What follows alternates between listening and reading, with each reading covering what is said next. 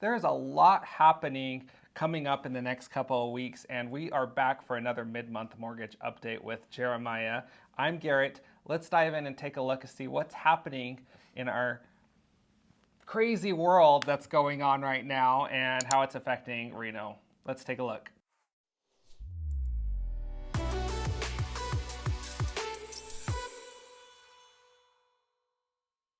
All right, everyone. Like I said, we're back here with Jeremiah for another mid-month mortgage update. And first thing, the Feds are meeting this week again. Yeah. What's going to happen? Yeah, they're meeting today and tomorrow, and word on the street is that they're not going to raise interest rates this meeting, but we don't know for sure. So the markets are going to be focused on what Jeremy Powell says in his release after the meeting to signal if he's going to raise interest rates in November. Yeah, that's what I've kind of heard little things of it. That's one's the highest chance if it goes. So we'll keep watching that and we'll follow you and see what happens with that. If you're watching this, may have already heard what have happened since it's happening this week. So depending when you watch this recording. But continuing on that, I've been hearing a lot of potential strikes and stuff with United Auto Workers and stuff. How's that affecting things with our economy? Yeah, it's interesting. So United Auto Workers are revolting or striking against 3 of the major auto companies, demanding a 40% wage increase over the next 4 years in a 32-hour work week.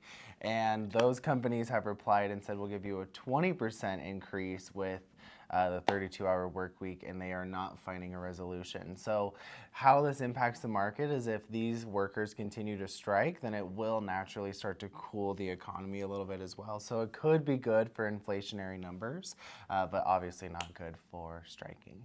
Probably not good for car prices or either. Car prices. It's already high. Yeah, I know. Okay, so we'll kind of continue watching on that, see what happens, but could have some effects in turn. If it does on inflation, it's going to probably affect the real estate market as well then, right? Yep. So, exactly. Okay, and then I keep hearing too the chance of government shutdown. I feel like we're like this is every few months or something, but I guess it's longer than that. But I feel like we just talk about it all the time. I'm like, can't they just get it together?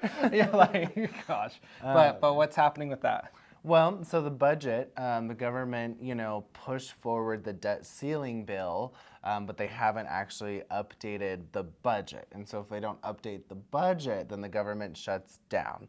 And that all has to be done by the 30th to prevent a shutdown on that following Monday on the 2nd. If a government shutdown does happen, which if we have any indication of how the government acts based on the debt ceiling, they probably will wait till the last minute, and then we'll probably be shut down for a little bit. But that could be a positive thing for inflation. Obviously, it's really negative overall because people are not going to be getting paid. Businesses that rely on government contracts aren't going to get paid. A lot of workers are going to get furloughed, and it's going to be kind of ugly, but it could be good for data in regards to monetary value. So we'll see, but most likely in the next 11 days, we'll have a shutdown.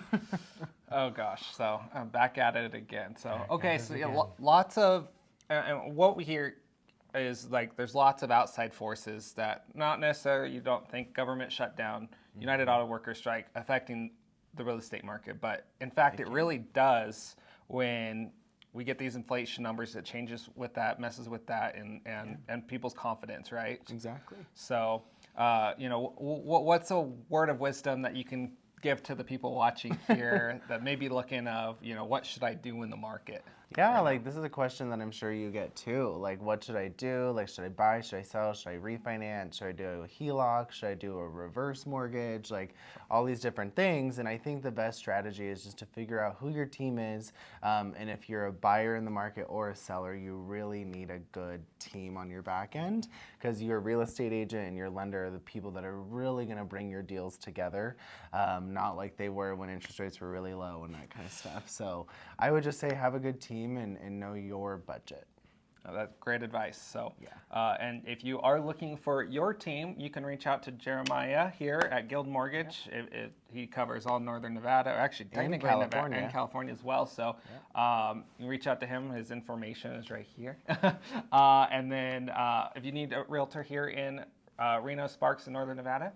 I'm Garrett Stewart. Give me a call or text and help you out. Appreciate you being on the show again. If you want to watch any of our other videos, make sure to watch them. I'll be right up here. And hit that subscribe button.